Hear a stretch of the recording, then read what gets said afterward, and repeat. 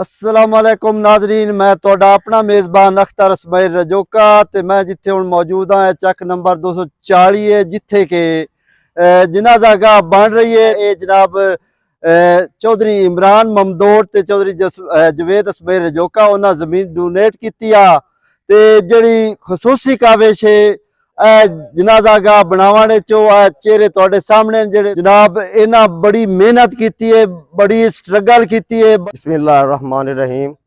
सारे तो पहले तो मैं शुक्रिया अदा करदा हाँ चौधरी अख्तर इसमाइल साहब का जोड़े है जिन्होंने साडा काम चेक किया है और कमेटी की बहुत ज़्यादा तारीफ की है और कमेटी इस तारीफ के काबिल भी है सी कि दिन रात अपना सारा टाइम जोड़ा है इस जनाजे गाह ते वैलफेयर कमेटी के उत्ते होर गरीब लोगों की इमदाद वास्ते पिंड दे विच गरीब बच्चियों की शादी होवे तो उन्होंने समान जेज भी देंदे ने।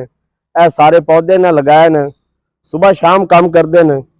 यह टूटियां जितना भी है सीवरेज पानी का इंतजाम गेट लवाया है, सोलंग लवाया है। अल्हम्दुलिल्लाह सारा है जरा एक एक रुपया इकट्ठा करते हैं और नहायत ही ईमानदारी के नाल जनाजे गाह उत्ते ला रहे हैं। शुक्रिया। बड़ा काम किया इन्हें जनाब, जगह जिन्हें दी है उन्होंने भी बड़ी मेहनत है, फिर जरा काम करके लिया वो भी बड़ा मुश्किल है ते दिन रात अपना हिक किया इत्थे ते जड़ी इमदाद है वो साडे जो पूरा पिंड चक नंबर 240 उन्हें दी है। अस्सलामुअलैकुम।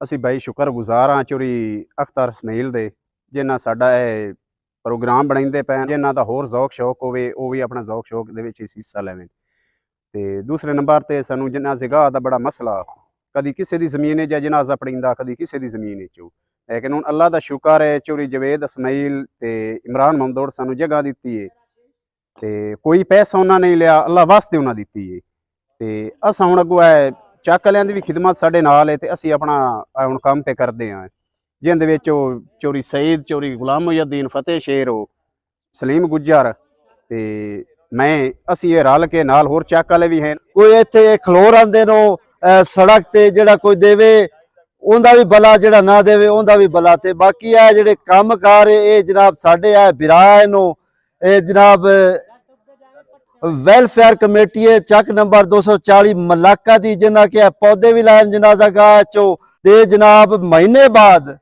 जितने भी गरीब हैं मलाके चक दे जनाब उन्होंने राशन भी देंदे नो ते होर भी जेड़ी कोई जरूरत हो जनाब ओदी मुकम्मल इमदाद करते नो।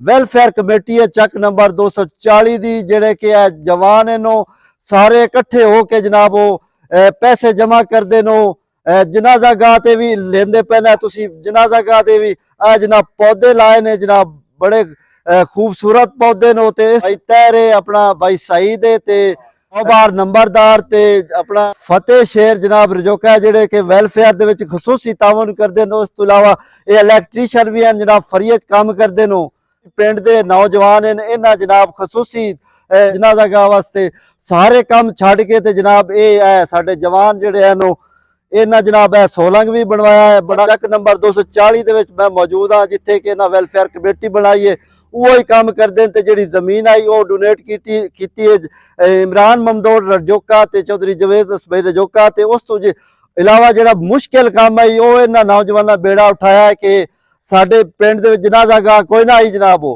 ते इन्हों तो पुछदा भी कितनी मेहनत की है। बिस्मिल्लाहिर्रहमानिर्रहीम। सब तो पहले असी शुक्रिया अदा करते हैं कि जिन्होंने तशरीफ लिया और साडे काम की सानू जिथे कोई मसाइल आए उस वास्ते बाकी उन्हें साडे काम की बहुत तारीफ की उस वास्ते शुक्रिया अदा करते हैं।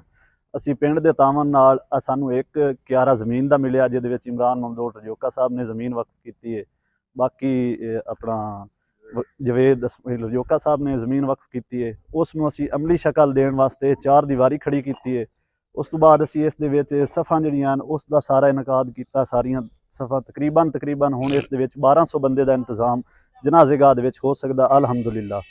ये सारा काम सारे साडे पिंड दे बिरा जितने भी ने मुलाजिम ने या गैर मुलाजिम ने या जितने भी दोस्त अहबाब ने सारे ने शिरकत की है, सारे ने पैसा फंड किया ते तां जाके साडा ये काम जिहड़ा अमली शक्ल दे विच पाया तकमील तक पड़िया है। लियाने मलाका दे जेड़े वेलफेयर कमेटी दे नौजवान हैं तुसां इन्हां दीयां गल्लां सुनिया कि ये जगह आई इनू असा अमली शक्ल दी है ते हुण जनाब बड़ी खूबसूरती है जनाजा गाह दी तुसी कोई भी आके विजिट कर सकते हो। असी तुहानू विखसा है बई असी की काम किया साडा वर्क बोल सी असी जेड़े नौजवान है असी जनाब ਮੁਸਤਹਿਕੀਨ ਮਲਾਕੇ ਚਾਕੇ ਜਿਤਨੇ ਹਨ ਅਸੀਂ ਉਹਨਾਂ ਨੂੰ ਇਮਦਾਦ ਵੀ ਕਰਦੇ ਹਾਂ ਹਰ ਮਹੀਨੇ।